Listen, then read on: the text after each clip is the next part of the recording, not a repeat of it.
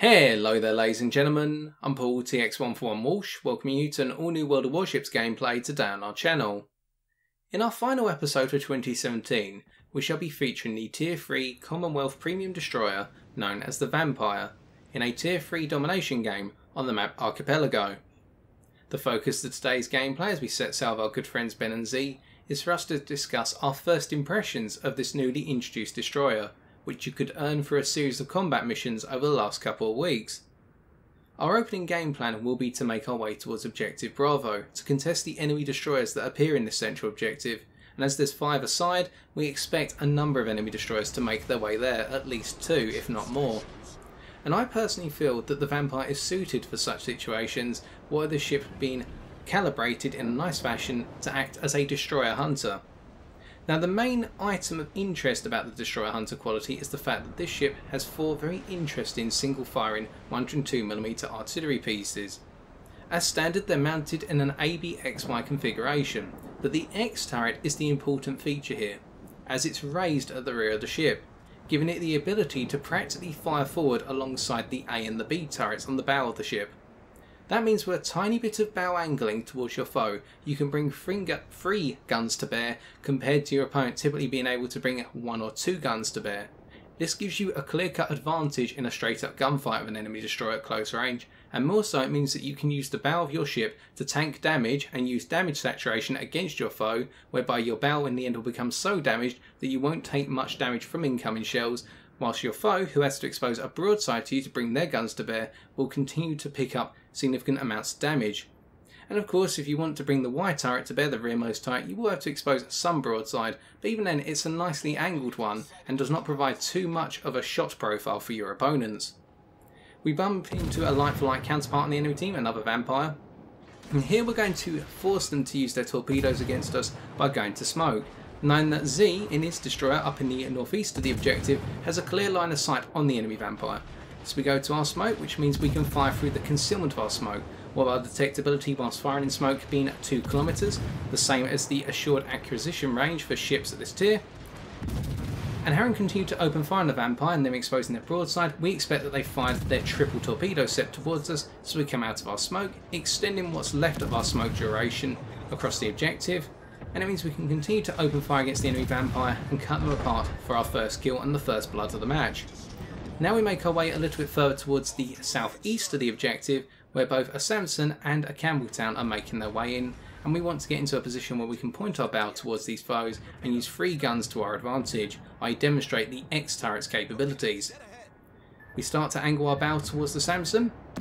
and with a tiny bit of adjustment we can bring the X turret to bear, as we're now seeing. Meaning that if we look at the position of our ship, we've practically got our nose pointed towards this destroyer, and it means we don't have to worry about taking too much damage from return fire. As we quickly figure out, the Samson is not engaging us, we do not have priority target active, instead we have preventative maintenance as our first captain skill, to make sure our modules don't get damaged as quickly in these close-knit destroyer engagements as other destroyers will. We can rip apart the Samson with all 4 guns for our second kill. Now it's at this point that we're expecting the Campbelltown to come in, and they're right on call, and we can use all 4 guns to our advantage and also throw our torpedoes in to try and tip the fight in our favour. Whilst we're expecting to win this engagement through sheer firepower here, we have more guns that we can bring to bear on them compared to what they can bring to bear on us. We're always happy to use our torpedoes to help us in such engagements, in minimising the time it takes us to bring down the foe, but unfortunately we missed with our torpedoes there with the widespread. Now, having eliminated 3 enemy destroyers in a very short space of time within the opening 3.5 minutes of the match, we're now looking towards this enemy Weymouth that's coming in. And here we're going to see how the guns are not just good against enemy destroyers, but also against enemy cruisers. Whereby your base high explosive has the ability to set a ship on fire 5% of the time, without any modifications, whether it be demolition expert in your favour, alternatively fire reduction in the enemy's favour, but we can see that over time we can set the occasional fire,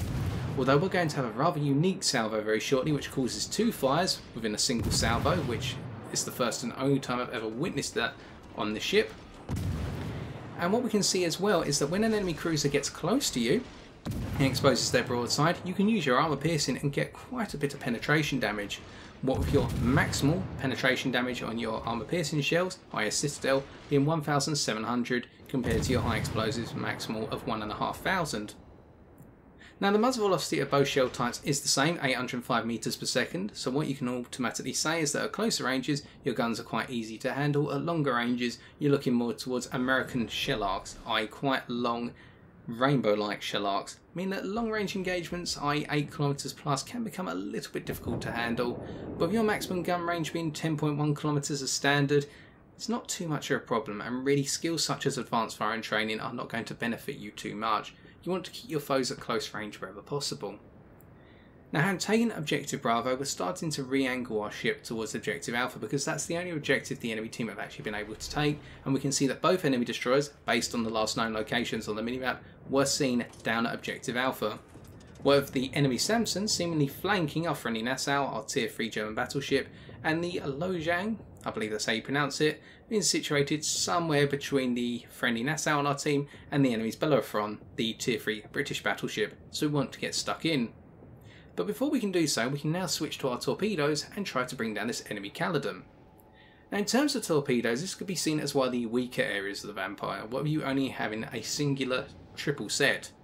It reloads every 62 seconds and you have the ability to fire your torpedoes either as individuals or alternatively as a wide spread. And we can see here how with the individual torpedo firing we can accurately plot our torpedoes out and hopefully catch the Caledon on their broadside unsuspectingly. Although here we make a misplay, we smoke up thinking that one of our allies is actually spotting the Caledon, whereas it was actually either us or our friendly South Carolina, i.e. Ben, so we have to leave our smoke. But being detected here, it means that the Caledon will now focus us rather than our teammates, and we can use our speed to dodge the incoming shells, whereby we can go up to maximum speed of 36.8 knots with speed boost active, or 34 knots with just your base speed. And it's too late for the Caledon to react to our torpedoes as they take one, and we pick up our 4th kill. Now it should be noted we only needed one torpedo there because the Caledon had just over 8,000 health, and our maximum torpedo damage is 10,000, a respectable amount. And they may have had difficulty in dodging those torpedoes, where the fact they're detected by sea at a distance of 1.1 kilometers as standard, so they're quite difficult to react to. But not as difficult as say the Pan-Asian destroyer torpedoes, which have the unique deep water quality. We pick up our Confederate on the enemy Samson before eliminating them for our Kraken, nice and early in the game, 7 minutes in. But now with the enemy destroyers gradually winding down, and we actually make a mistake here, which is we focus too heavily on the enemy battleship,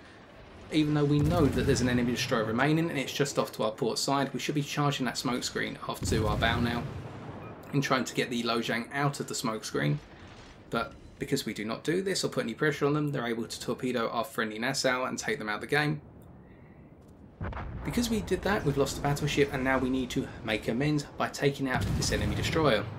And as we're going on to say, because we've eliminated the majority, or about to eliminate, all the enemy destroyers out of the match, the pace of the Vampire's game now takes a step back. Now the logic of this is not that the Vampire is not effective anymore, but you can now start to use it as a very team-orientated ship, and you can start to bring your torpedoes to bear in a different quality. Now what we've seen so far of our torpedoes, we've sort of used them to help tip the balance of a fight in our favour or take people by surprise, such as the enemy Caledon being surprised by the torpedoes, or trying to use them in the fights against the enemy destroyers in Objective Bravo as a safety net for when the things get tough. But outside of that, what we can see is due to our detectability, and by looking at how the enemy battleship, such as this Bellerophon here, is going to perhaps head into the range of our torpedoes, we can try and use the torpedoes to support our teammates. Now it should be noted that you have no stealth torpedo quality by standard, whereby without Concealment Expert you will not be able to torpedo opponents outside of your detectability, with your detectability by sea being 6.3 kilometers and your torpedo range being 6 kilometers. So you must have Concealment Expert as a captain skill to be able to stealth torpedo, unless there's a landmass, alternatively your smoke is available. But as we can see, the Bellerophon is turning in towards Objective Alpha to engage Ben in the South Carolina. And our logic here is the fact that we can help steer the Bellerophon onto a course whereby they'd expose their broadside to Ben fully by making him dodge the torpedoes and react to the fact we're now firing from the concealment of our smoke, so he'll need to turn in order to minimise the potential damage he can receive from us. but in return it maximises the damage he's going to receive from Ben's armour piercing or high explosive shells. We did set a fire there which has exhausted the Bellerophon's damage control consumable for a limited period of time, and we're picking up the occasional fire, but more importantly we're gradually whittling down the health of the enemy battleship through our raw alpha strike damage of our high explosive. So we're helping to tip the engagement in the favour of our teammates here. Therefore we can act as that supporting destroyer. We're using the smoke to ensure that we can capture alpha, which we have, and then fire from concealment. We're just a nuisance of flying the ointment, but we're not really having the major impact on the engagement here as we throw down another spread of torpedoes. Well, very shortly we intend to, as the Bellerophon now turns in towards our smoke, whereby we'll use the torpedoes once again to either dispatch them from the game this time, or alternatively set them on another path where they have to continue to expose a broadside to our friendly battleship. But it doesn't look as though our torpedoes are going to get there by the time this battleship's eliminated. And it is worth noting that your torpedoes are quite slow, what at their speed of 53 knots. But with that enemy battleship eliminated, we can now look towards the enemy South Carolina that's coming up from the southeast relative to Objective Alpha. And what we can see is with them on a very limited amount of health, it's only really the case that we just need to assist Ben in keeping the battleship spotted, and then he can use his guns to do the damage. And that is where you have to sometimes realise that you do need to take a step back in this destroyer. You can be very active in the opening stages of the game in helping to eliminate the enemy destroyers, but as time goes on, you move into more of that supporting role. You stick with the fleet, you make sure that you're a little bit in front of your teammates to provide that screen, the spotting screen, alternatively the torpedo / smoke screen for your team. And it works very well, and it means you can harmonise with your teammates very nicely. And whilst here I am sailing alongside our friendly battleship, I am in a division and on comms. If I was not with the friendly battleship in this manner, just sailing around as part of a team, I'd be exhibiting the same behaviour. The logic being I want to assist my team in being able to work together to win the game rather than solo efforts.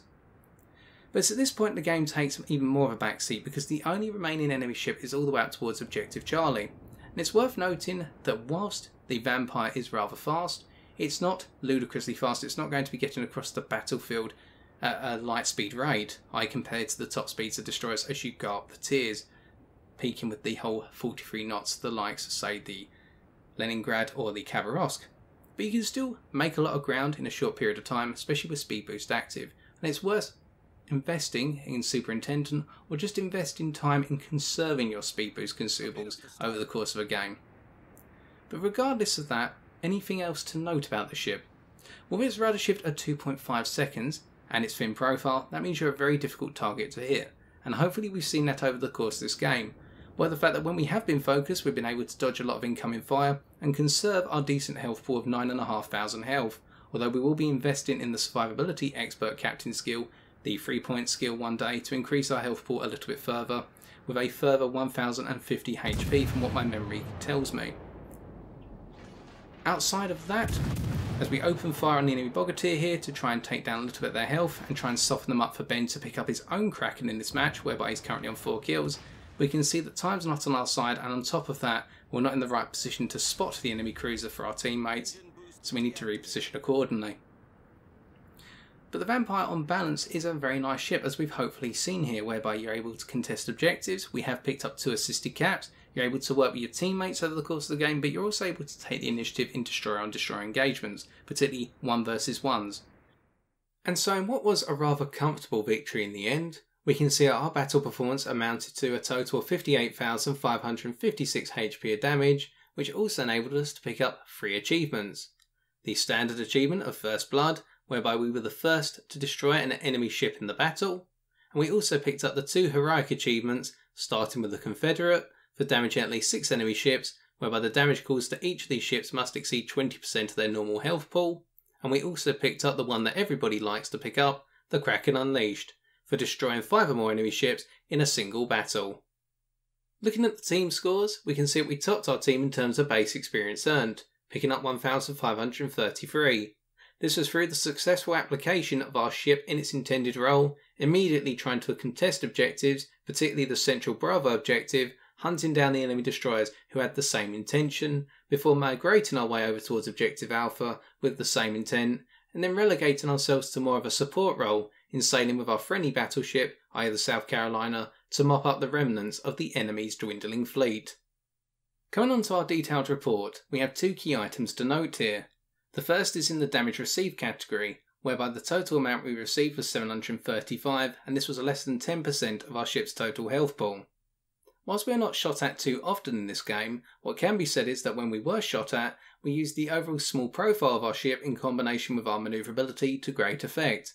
whereby with our rudder shift of 2.5 seconds and our overall turn circle radius of 520 meters being combined, we're a very difficult target to hit, whether it be at close range in the destroyer and destroyer engagement, or at longer ranges where we can use our base speed as well and evade the incoming fire from enemy cruisers and battleships alike.